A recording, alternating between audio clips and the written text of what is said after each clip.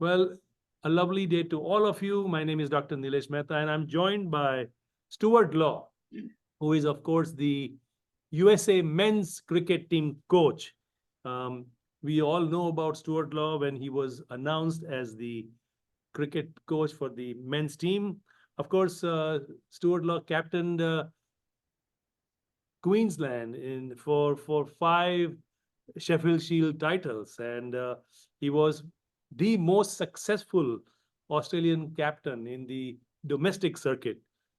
He has, of course, coached countries like Sri Lanka, Bangladesh, West Indies, the county in Middlesex, and of course, a brief stint with Afghanistan as well. He was the Wisden cricketer in 1998. And in 2007, Stuart Law was the Medal of the Order of Australia. With that brief introduction, Stuart, it is my distinct pleasure and honor to welcome you. Doc, thank you very much, and a beautiful introduction. Thank you very much. It brought back great memories.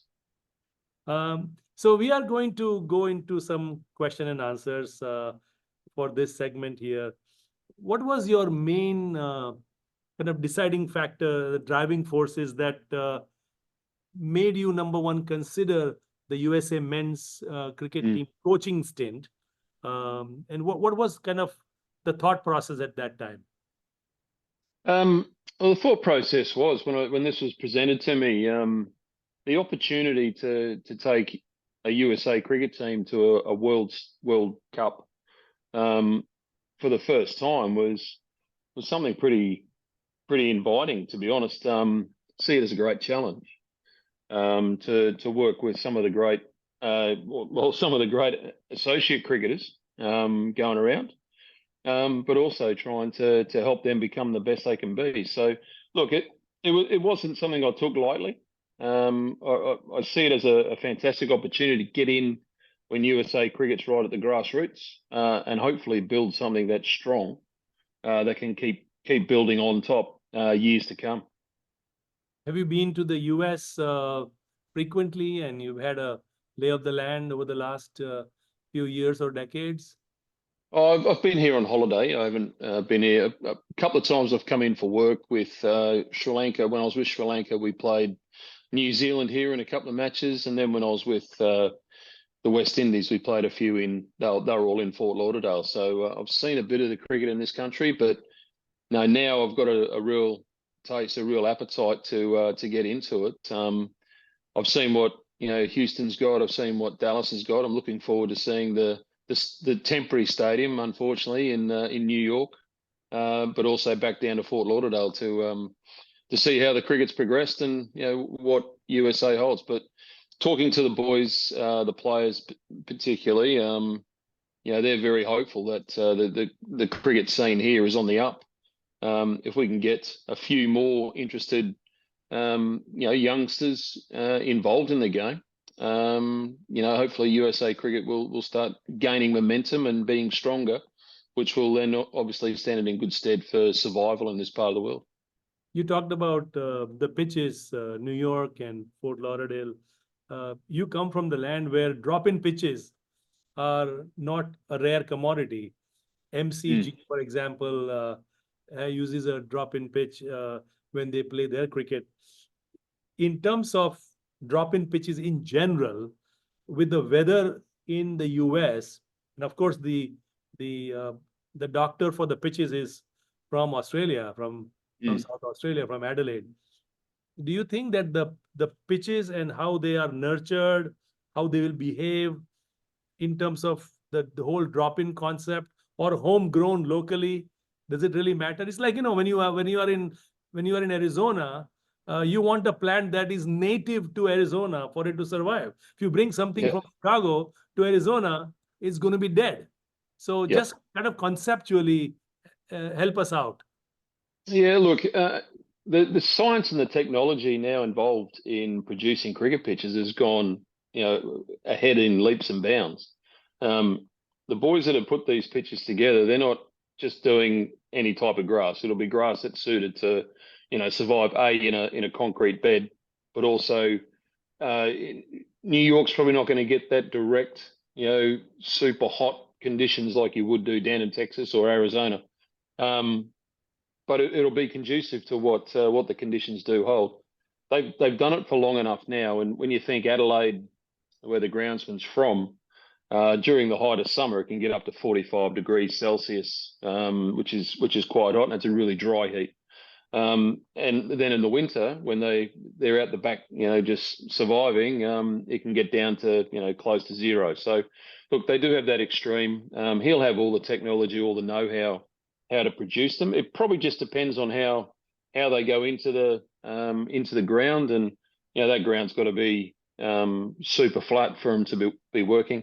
When they first started the drop-in wickets, they weren't very good. But year after year, the ground staff and the people involved in it, they've learned how to make sure that they can still get that consistent pace and bounce in them. So I think the ones we see in the World Cup will be excellent cricket pitches, and something to, hopefully, at the end of the World Cup, I hear that they're going to be donated to USA Cricket, certain parts of the country, which would be great for the grassroots level as well, to have ready-made cricket pitches there. Just need someone to have the know-how to look after them. Yeah. When you say good pitches, when you say a good pitch, it's a relative term. Good for the spectators to see fours and sixes being hit out of the park, or good for bowlers who will go a little bit of bite. I say a good pitch is an even contest between bat and ball. So there's something in it for everybody. My experience on drop-in pitches, they don't spin a great deal, but there's enough there. They can be fast and bouncy. I know the one in Perth at the big Optus Stadium they say it's one of the fastest in Australia. Adelaide, they say, is quick as well. So the guys have got the formula to produce good cricket pitches. Good cricket pitches aren't the ones that you play 250 playing 250. That to me is a bit boring. If you see 160 playing 170, that's a pretty decent game of cricket. When you talk about the life expectancy of a pitch, particularly a drop-in pitch, is there like a life expectancy where after a few years that drop-in pitch is kind of taken out and something else is planted in its place?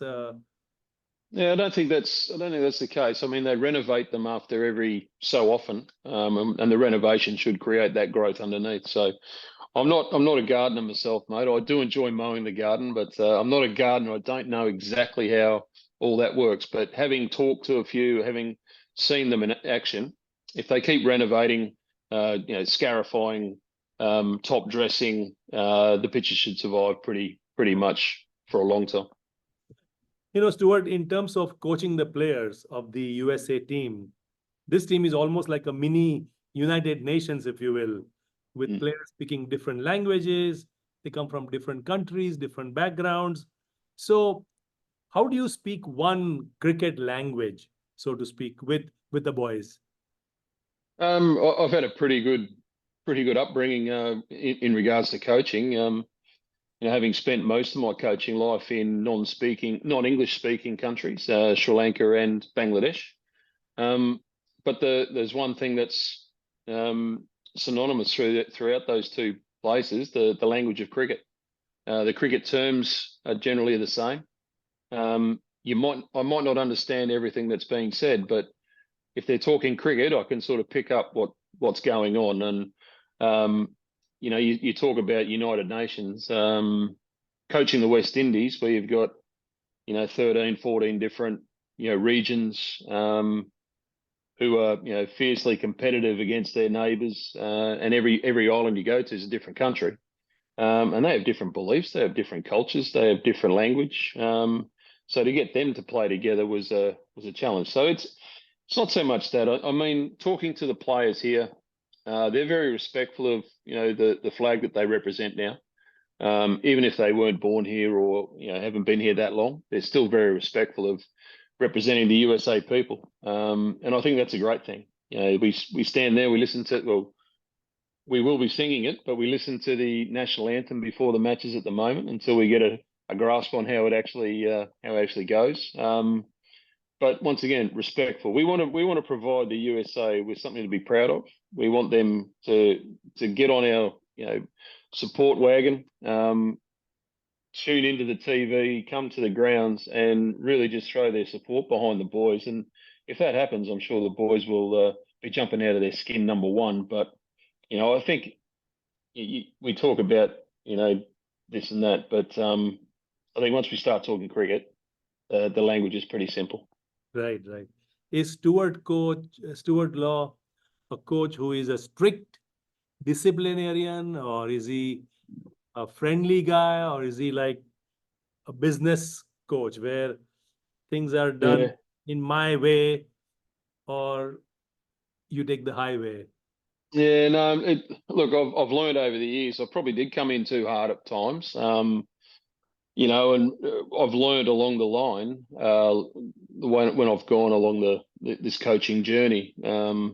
You've got to change. The world's changed. The way we deal with people has certainly moved in an area where some people don't agree with, but it is what it is at the moment. So we've got to make sure that as coaches, we're continually changing, continually, seeking different ways to get a message across. And look, right now, I still expect players to turn up and do their work. And if they're not doing their work, well, the conversation needs to be had. And the one thing that probably has got me into trouble a lot is I tell the truth, and the truth from my point of view, not from everybody's point of view, but from what I've seen and what I think will make you a better, a person, or a better, sportsman, a better professional. So that's where I'm at. At the moment, I'm very friendly. I enjoy doing what I'm doing.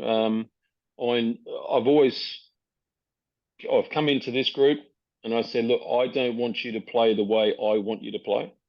I want you to play the way you want to play, and I'll be here to support you, to help you, achieve what you want to do. And I think that's the only way you can. Not the only way you can survive, but I think it's a way to survive for a while. And if it's not working, well, then you need to sit down and have that honest conversation with the player. So a bit of both. I expect. I don't expect perfection. Cricket's the worst game for perfection. You'll never be perfect at cricket. But I expect 100% effort. Dedication to the cause, and team always coming first. In terms of the strengths and weaknesses of the USA men's cricket team, can you enumerate a couple of strengths and a couple of weaknesses, what you have seen so far? Yeah, look, I think with the batting, we've got some power, that's for sure.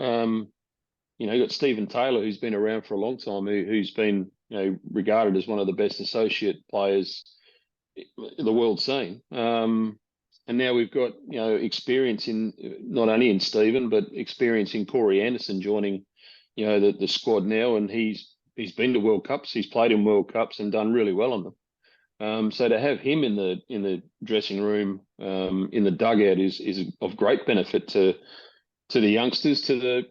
There are players who have played a lot of cricket in our team, but they haven't played at this level, and it's a big step up. So to have someone of that experience who's been there to help those guys through, I think is really beneficial. Our spin options seem to be, very good. We've got a variety of spin options. Our fast bowling, I think, is only going to get better. I haven't seen Ali Khan up close in a match. I've seen him at practice.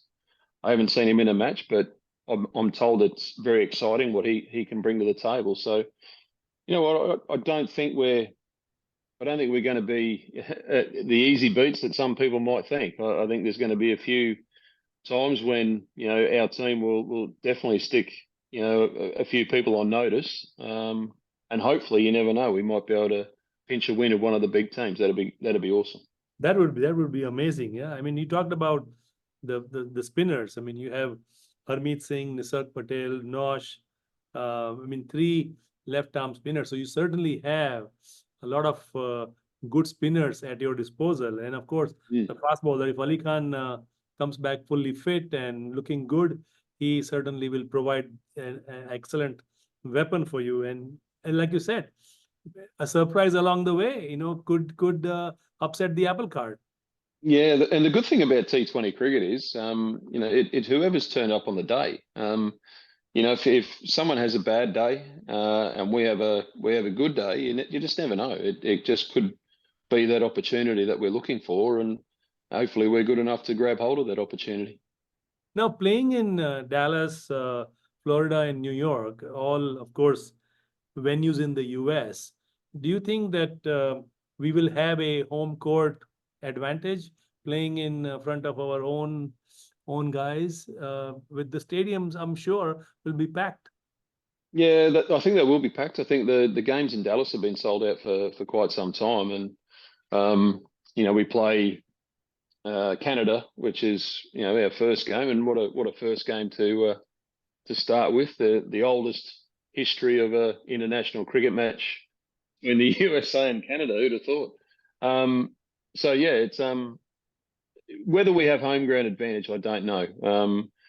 Yes, some of our boys have played in the Major League Cricket here in Dallas. They played minor league here as well at the Lone Star Stadium or Grand Prairie. It's tough, you know, because we haven't played in New York. No one's played on the ground in New York. Fort Lauderdale, a few boys have played there, but I'm sure that there's the international boys as well that played a bit of cricket there also. So I wouldn't say we've got out and out home ground advantage, but what we do have is the excitement of being available to play in a in great cricket conditions here in this country. And if we do get that support from the home crowd, it'll be awesome. I just hope that everyone loves the underdog like we do in Australia. Yes, yes, exactly. I mean, uh, being underdogs and surprising a few is Mm, always exciting. At least for me, I'm an underdog guy, so obviously. Uh, righto.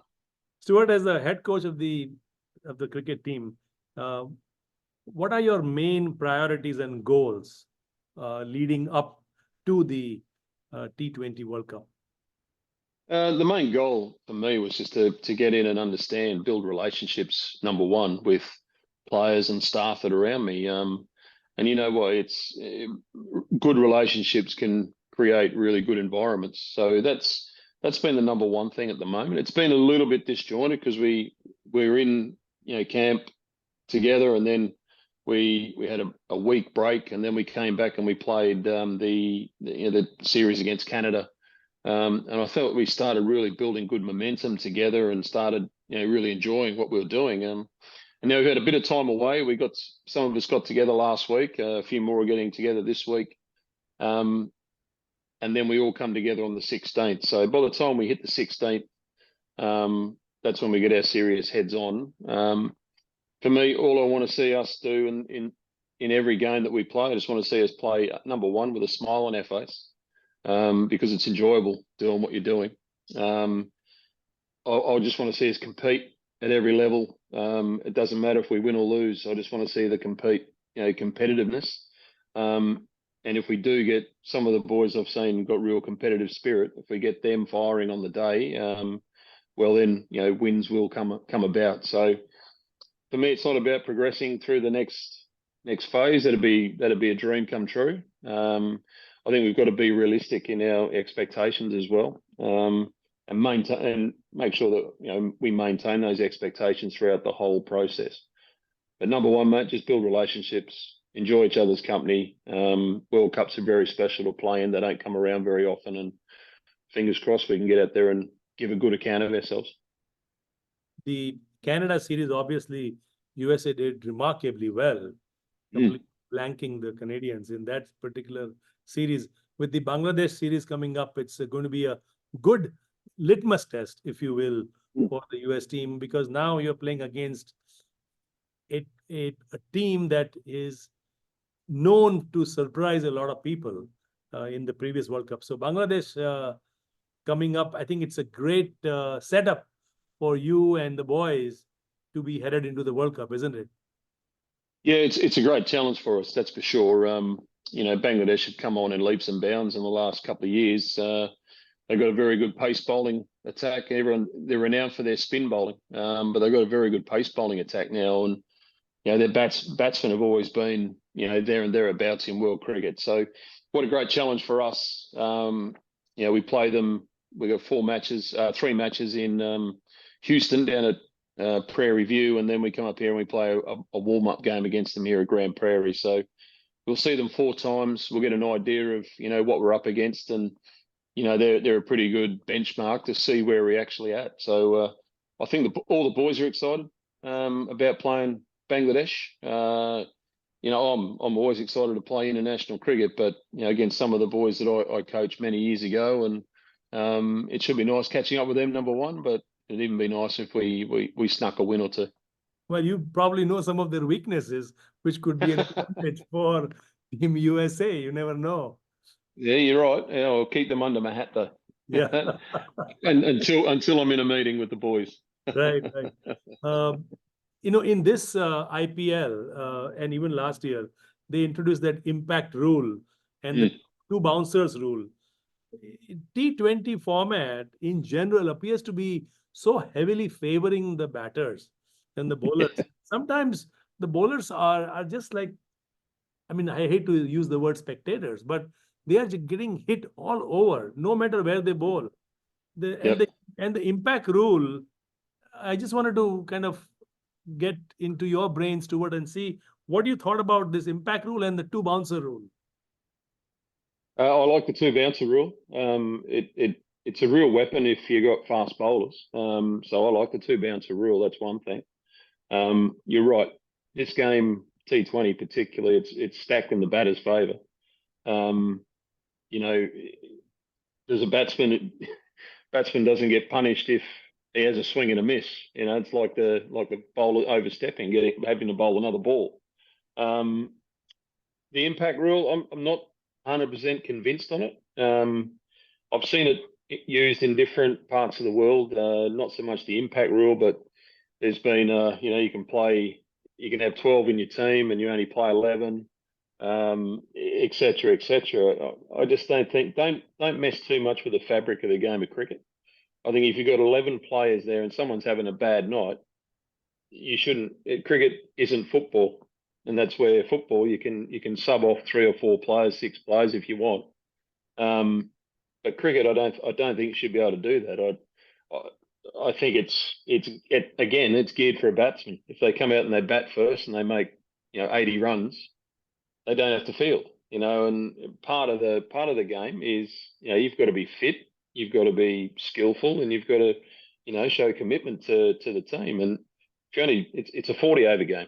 It's not a 20 over game because you've got to bat for 20 overs and you've got to field for 20 overs. If you're only playing 20 overs, to me it's not right. I disagree with it, but it's only my opinion. Yeah.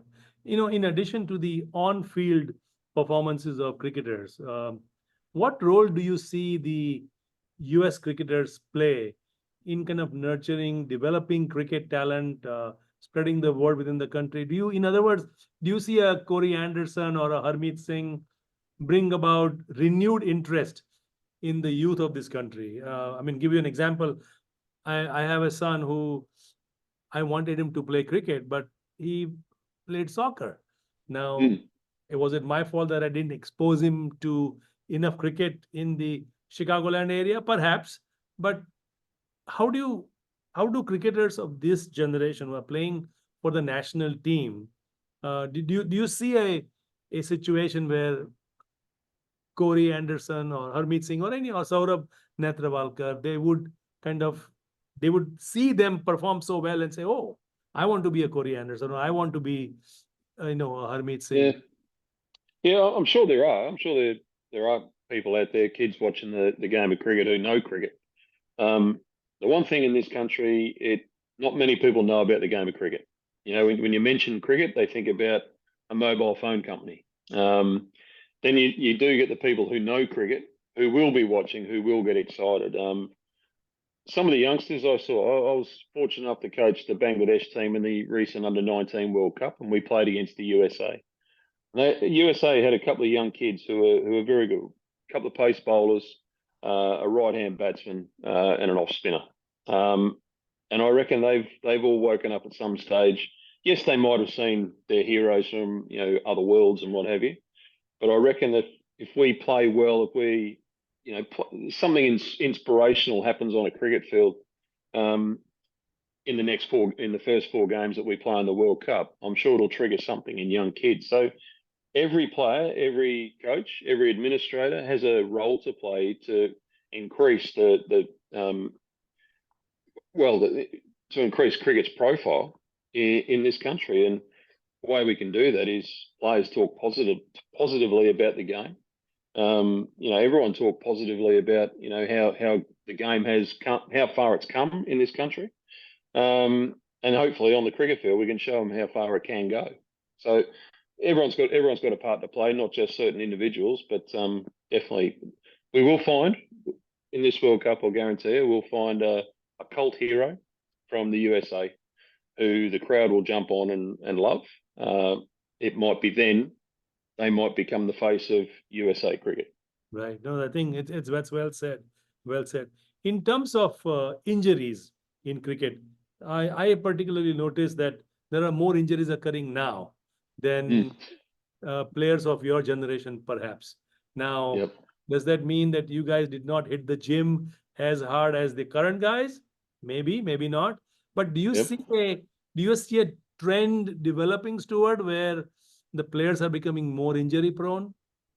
Um, I think everyone's a little bit more aware of their bodies nowadays. If we had a slight hamstring problem or a calf problem or a broken finger, cracked finger that you could still get all right way with playing, but it was a bit uncomfortable.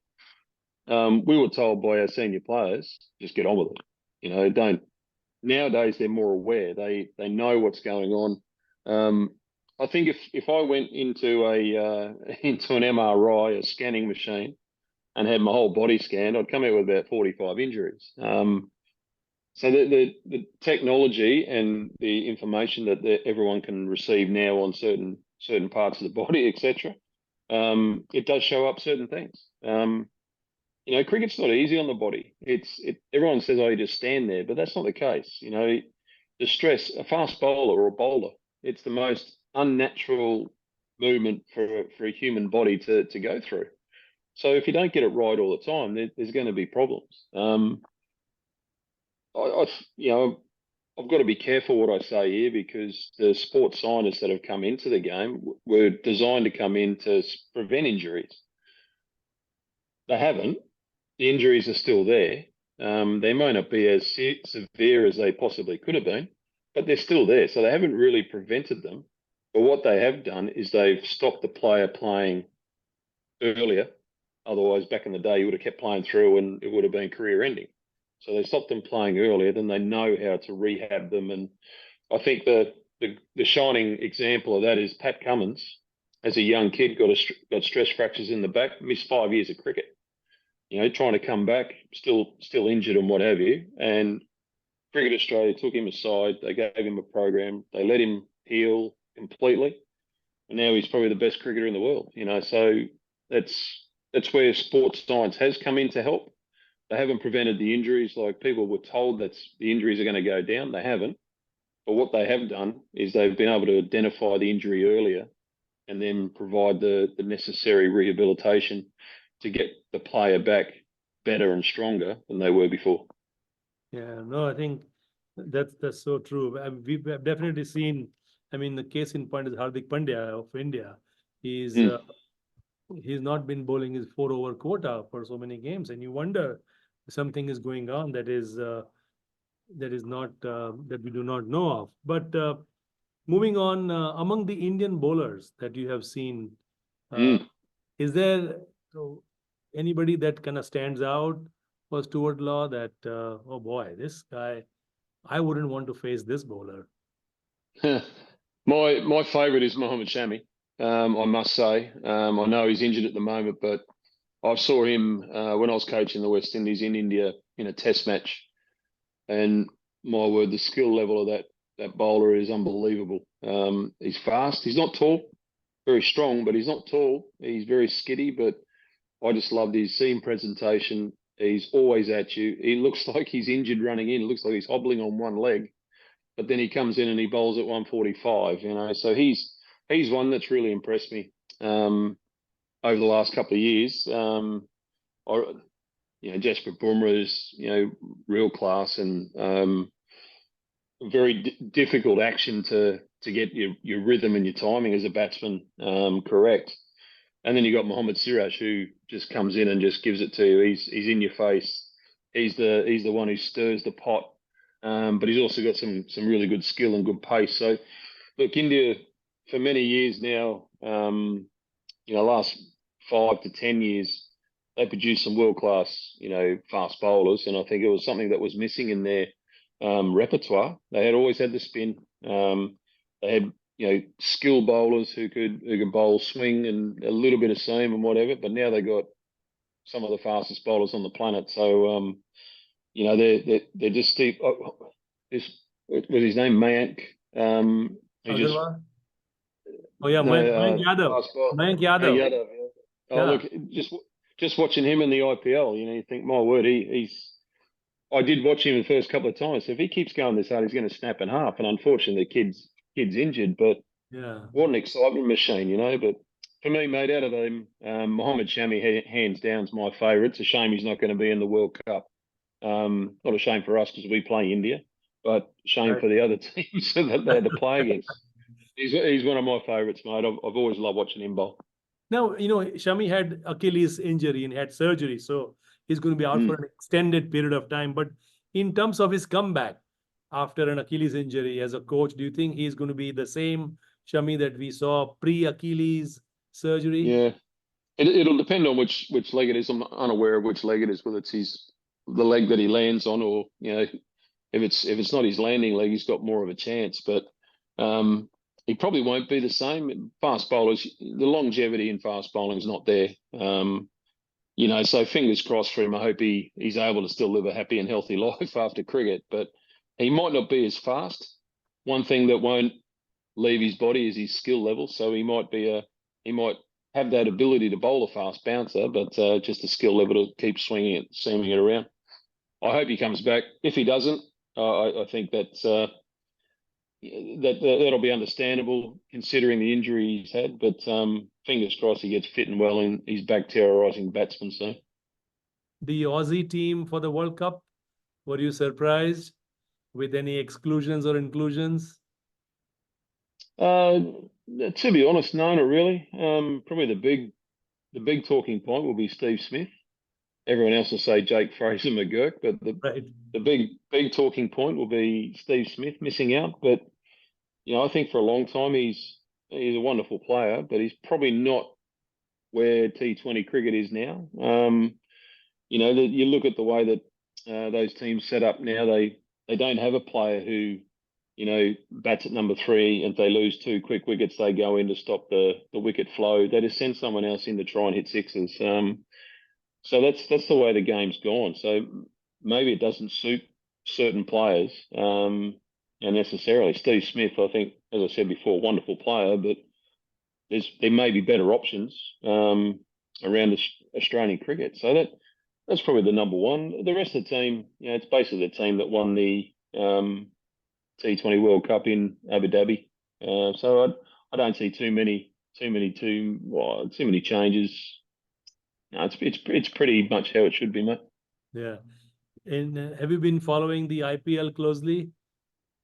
Not closely, but close enough. As and when it's a bit difficult to get coverage in the hotels here in the US or the IPL. Willow doesn't come on that often, but the games I have seen, yeah, look, the 270s, the 280s, the 290s that teams are getting now, it's incredible. It is. It's great batting.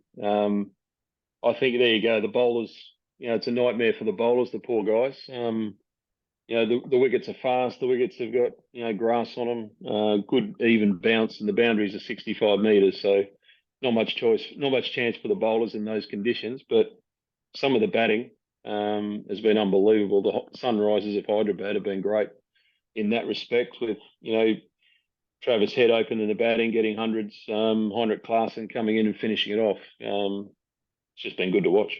Yeah.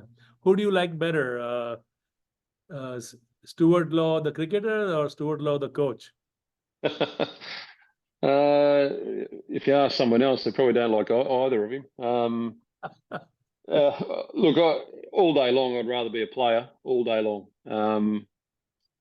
But having said that, I'm pretty comfortable with what I did and where I am right now. So look, I'm just happy being who I am and enjoying my time. It's been a long ride in the game of cricket. The game of cricket's been great to me. So hopefully I've got a few more years left in being the coach. But look, mate, be a player every day of the week. What kind of legacy does Stuart Law have in his mind that he's going to leave behind? And in your second innings now that you are playing as a coach of a national team, and you coach so many other nations too, Sri Lanka, West Indies, Afghanistan. Look, I just, as a player, I always wanted to be, the tough competitor. I think I achieved that in spades. And as a coach, the understanding coach. It took me a while. It's been a long ride, but it took me a while to get the terms. I was still in my early years as a coach. I was still probably more swayed to the playing mentality rather than the coaching mentality. And now that's changed. The legacy I want to leave. I want to leave the memories to people that I coached. That I was hard, but I was fair. I was always, approachable. And hopefully that I'll produce some good cricketers for years to come. I look back fondly now with the boys that I've coached in the under-19 Bangladesh side. Mehdi Miraz, Nazmul Shanto, who's now captain of Bangladesh. Had a bit to do with them during an under-19 World Cup, and mate, seeing them perform well on the world stage just gives me a really good feeling inside. So, that's where I'd like to continue doing that. Good.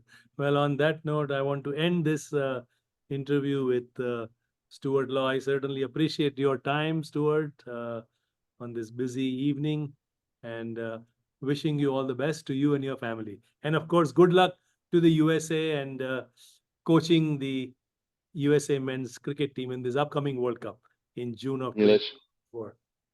Nilesh, thank you very much for having me. It's been a pleasure and nice to meet you for face to face. Thank you.